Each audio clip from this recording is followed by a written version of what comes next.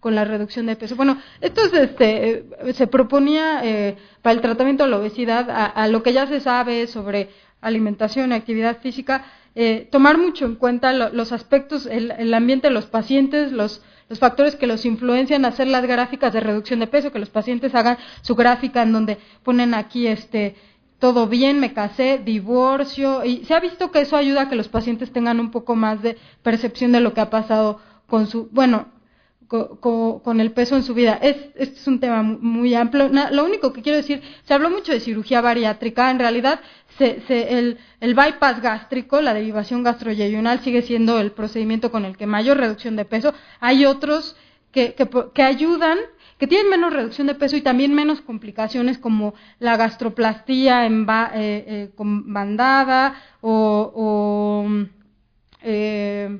la banda, y se ha visto que estos procedimientos, sobre todo en pacientes con obesidad mórbida, más de 40, y sobre todo en pacientes con superobesidad, con índice de masa corporal 50 o más, estos procedimientos son útiles para ayudar a una reducción de peso antes de la cirugía, para disminuir el tamaño del hígado y tener menos, ahorita se me pasó a decir una cosa, ya quité la diapositiva, para tener menos complicaciones técnicas al momento de la cirugía.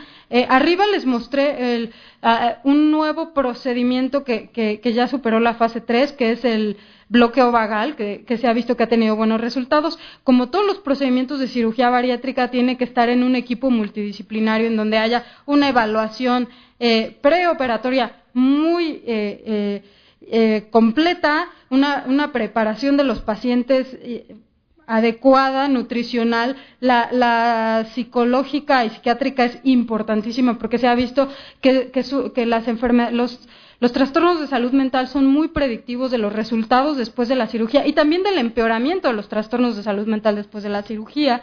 Es importantísimo discutir y explicar bien al paciente qué es lo que se le va a proporcionar, que muchas veces es ocasionarles malabsorción por el resto de su vida.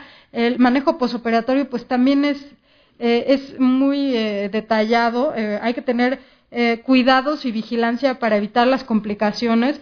De hecho, la mejor cirugía en cualquier lugar en donde se le vaya a ofrecer a un paciente, la ideal es la que el equipo que se la va a hacer es el que realice con mayor experiencia. No hay una cirugía mejor para un paciente u otro. Lo que se espera también es disminuir las complicaciones de la cirugía, que son muy grandes en algunos lugares.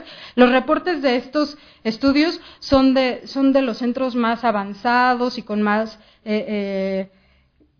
recursos tecnológicos y económicos.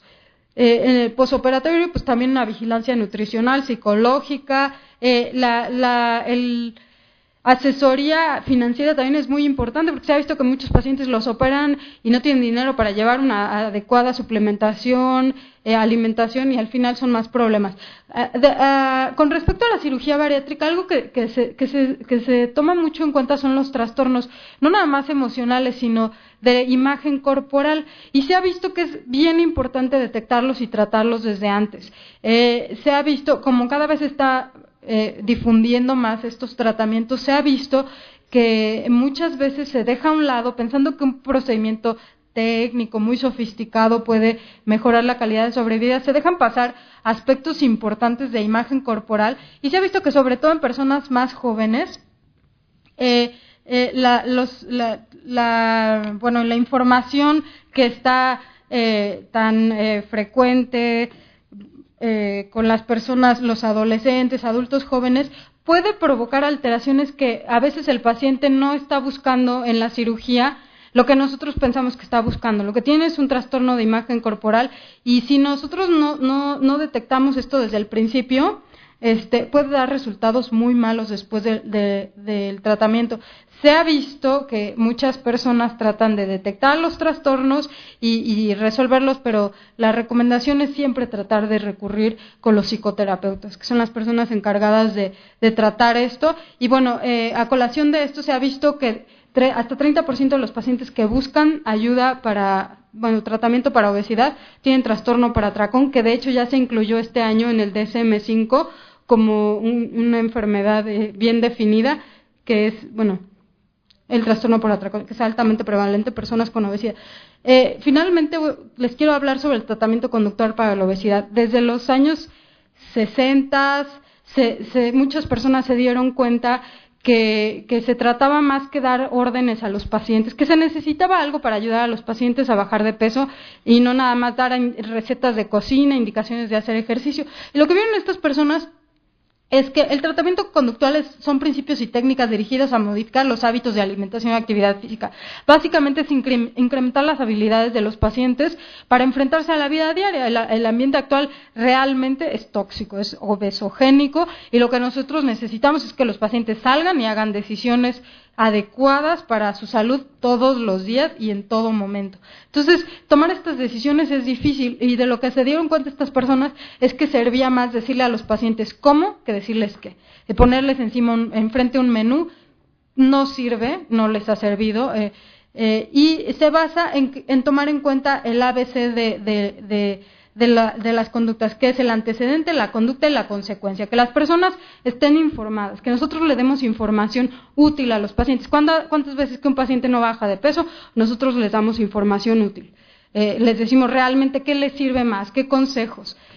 Y bueno, en esta publicación, que es muy interesante, en 1967, hicieron el primer estudio de control conductual de la sobrealimentación. Tomaron pacientes con obesidad mórbida y los siguieron durante un año con sesiones 2 o 3 veces por semana, y les dieron estos 6 principios básicos. Instruir al paciente a hacer una pausa a la hora de la comida de 2 o 3 minutos, instruir al paciente a retirar todos los alimentos que se encontraran en otros lugares que no fueran la cocina, hacer una comida, una experiencia pura, o sea, estar comiendo nada más, no comiendo, ver la tele o manejando o alguna otra cosa que no se entera uno de que comió. Colocarse una pequeña cantidad de comida en la boca y dejar cubiertos en la mesa, exponerse a periodos de peligro, o sea, hacer situaciones así, las fiestas, y tratar de controlar, hacer más. Esto es automonitoreo, y realmente el automonitoreo se sigue recomendando mucho en la actualidad. Y la sensibilización protectora, que significa decirle a los pacientes, cuando vaya a hacer algo, imagínese que va a comer en exceso, y después su consecuencia. Esto así, muy rápidamente explicado, hizo que los pacientes perdieran de 30 a 40 kilos en un año. Esto es lo que nosotros ahorita hemos logrado solamente con la cirugía bariátrica, sin ir a esos extremos, porque nadie va a ver 2 o 3 veces a los pacientes por semana, pero sí se sabe que ayudar a los pacientes en tomar decisiones, en romper la ambivalencia que tienen para hacer cambios en sus conductas, realmente es lo que les puede ayudar más que darles menús o órdenes. Entonces, bueno, el automonitoreo del que hablábamos es importante. Los pacientes saber tipos de alimentos, no es lo mismo unas zanahorias que un pastel de zanahoria. Eso los pacientes ya lo saben, pero ¿por qué no lo hacen? A veces pensamos que se trata de dietas. Los pacientes ya saben qué alimentos son más nocivos. Quizá no totalmente, porque en los alimentos procesados hay cantidades de sal y de grasa y de azúcar que muchos no se imaginarían. Pero en muchos casos sí saben, y no lo hacen porque muchas veces no están en el mismo canal que nosotros. Nosotros queremos que bajen de peso, pero el paciente quiere ir a la playa, o se quiere casar, o quiere que su trabajo ya no sea aburrido, o quiere que no lo discriminen en la calle, o quiere que su esposo sea más amable. Y entonces, si nosotros no nos enteramos de lo que está pasando en la mente del paciente, y los estados de ánimo, saber si los pacientes consumen alimentos compulsivamente, todo esto es importante detallarlo para realmente poder ayudar a los pacientes. No todos los pacientes son iguales. El concepto de estas etapas de readiness, que son básicamente en qué momento se encuentra el paciente para hacer cambios en su vida. Hay pacientes que dicen algún día no quiero, ya estoy haciendo el cambio, ya lo hice y ya me aburrí. Entonces es importante saber eso, porque quizá el paciente no está dispuesto en ese momento a hacer un cambio específico como dejar de fumar, pero quizás sí está dispuesto a caminar. Entonces hay que abordar un poquito más a detalle qué está pasando en la mente del paciente. No se pueden predecir con exactitud los resultados, los pacientes eligen al final, nosotros lo sabemos, por más catastrófico que sea el resultado, los pacientes eligen. Entonces es evaluar el costo-beneficio en una variedad de contextos. O sea, sí decirle al paciente, bueno, si usted se come eso que es grasoso, ¿qué le va a pasar? También confrontar un poco, que el paciente tome el control de las cosas y no nosotros.